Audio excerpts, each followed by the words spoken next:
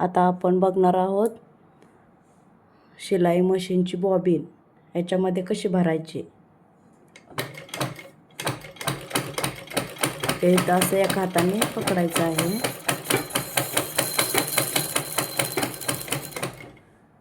आणि हे दोरा गुंतल्यानंतर परत काढून हे नंतर व्यवस्थित करून आपल्याला आता हे असं ठेवायचं आहे।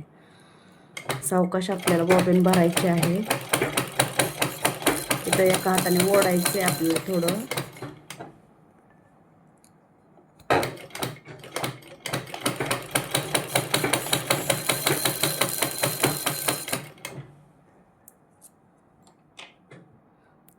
आता इथं तुम्ही बघू शकता आपल्याला बॉबिन चांगली व्यवस्थित भरून घ्यायची आहे, मग टीप आपली चांगली व्यवस्थित येईल।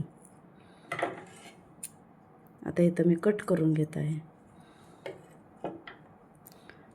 व्हिडिओ आवडल्यास लाईक करा, सबस्क्राईब करा।